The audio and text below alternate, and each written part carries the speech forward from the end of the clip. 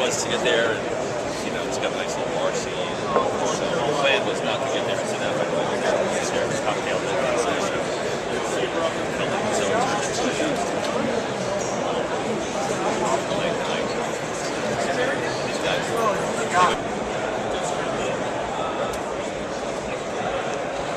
New conforming ledges.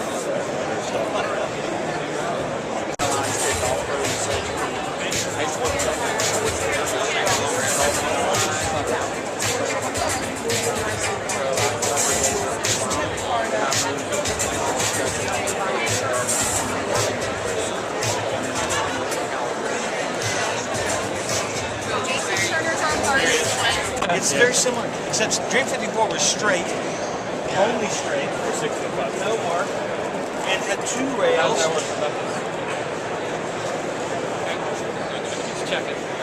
One night I sat up and I thought, I can't do it. He calls me a freak panic. All right. So what's this thing called? It's called Drano. Drano, new training It's called aid. Drano, brand new training aid, putting aid. So what we're going to do is we're going to go slightly outside the, we'll do outside the rail, do correct stroke, and what outside the rail finds is any hand rotation. Let's say your aim is 3 degrees off. That's very good right there. Then we'll go inside the rail with both paddles. Again, we'll do practice strokes, find out pulling inside or not. Then we're going to go on the rail itself, and we're trying not to touch the edges, and we're trying to make no noise. And what this does is starts to eliminate the hands and the arms. Yeah, you can't open and close the face. That's correct. You can't. Eliminates the hands and the arms and starts helping you putt with your core, which is how you start to improve consistency in your putting. I like it. Grab a ball down there and try and make one.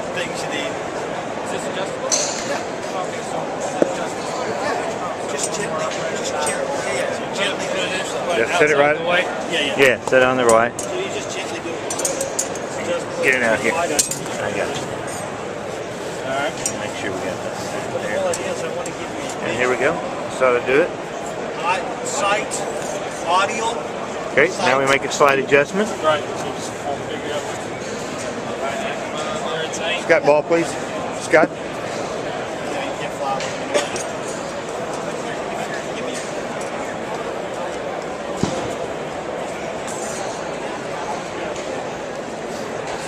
Not bad. And you adjust it here.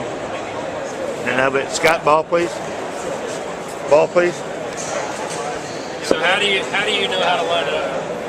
How do you know what? How do you know how to line it up? If you miss it right, you pull it around the line to the bit. There's no like. Yeah. It's not hard. We get to go. No, you got to go buy the $200 laser pointer and lay it out. And, yeah, we were laughing about the laser pointer option. $100 Drano retail, you $400 laser option. So make sure it's on the right side of the white line.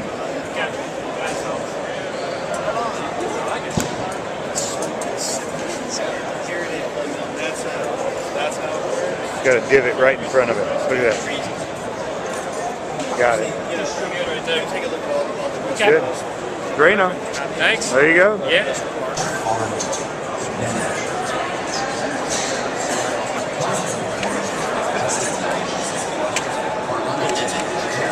Is you want your left shoulder right here where it says low point. Yeah, there you go. Okay. So now whatever club I have, I would adjust my ball position with sliding points. So my low point stays constant. Okay. So now let's say I have a weight. So I've got my setup, I'm looking, and my foot line is pretty much at my low point. This one's over my shoulder. So I take the foot back the alternate target line. Down the alternate target line. all the way through the low point, this line up here. If I go impact, bend my wrist, it hits it. If I go impact left without bending my wrist, I hit it. That's off plane. Okay. And if I swing outside in, I'm going to hit it. Okay. So all you gotta do is keep this club moving all the way to low point, right here. And then the club will actually exit on the same line, if you want your geometry to match it. If you swing down on this plane and out on this one, on the exit, you're going to hit it to the right.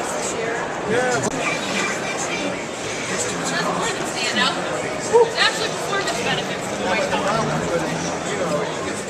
It does not get dirty. It actually has the same durability as a black driver, and all you need to do is just wipe it off with a little cloth, and you're done. Nope. The exact same durability as a black finish does.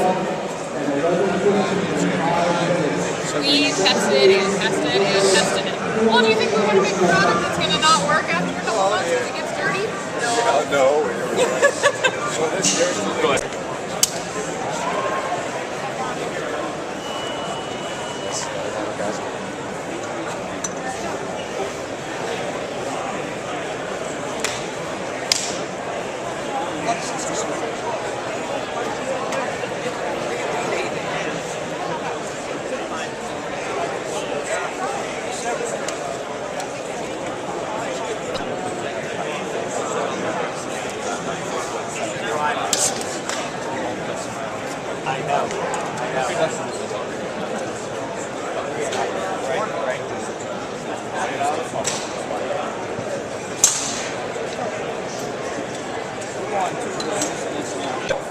If I leave it up to chance, some days my right shoulder feels tight, some day my hip, and so then you're all over the map trying to find the same consistent feel.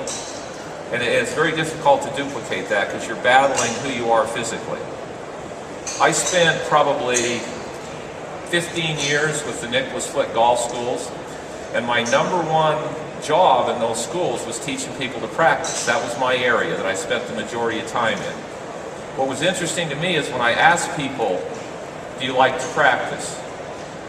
Most people did not like to practice. And that kind of confused me because I always loved to practice. I mean, I still to this day love to practice. So I'd ask them, finally I started asking, well, why don't you like to practice? You know why people don't like to practice? Because practice, most of them get worse. They get worse because there's no real consistent goal and there's no strategy and there's no steps behind what they're doing. So it's just randomly standing there, well that didn't work, okay, well that didn't work. So you're just trying multiple things. You're not focused on controlling this. So as soon as I got people into a step-by-step process, okay, you do this first, you do this second, you do this third, you do this fourth, and at the end result, it's about, can I make it go to target under real golf conditions? So then you evaluate how much your practice has helped you control the flight of the ball in golf situations, which means different targets, different clubs, and time put between each swing. Guys practice, I mean, sometimes they've got 2 or 3 balls in the air at the same time. This is unbelievable. On the golf course, you hit a driver, it might be 10 or 15 minutes before you get to hit another driver. So what do you hit after your driver? Well, now you got to hit a 7-iron, and you're at a different target with a different angle. Then what do? You go chip one or putt a couple. Then what? Now you're back to the driver. So at the end of the practice, it's about evaluating how did my practice help me, and how much of that can I take out to the golf course and make me a better player. Because end result, it's all about playing better golf. So the whole practice has to be headed towards better control of the ball flight. So from my perspective, first of all, practice has to be focused around a speed that you can control what's going on. And then you gradually build the speed up. If you lose control, going faster probably isn't going to make you any better. Okay, so you do that first. And then as the end of the practice comes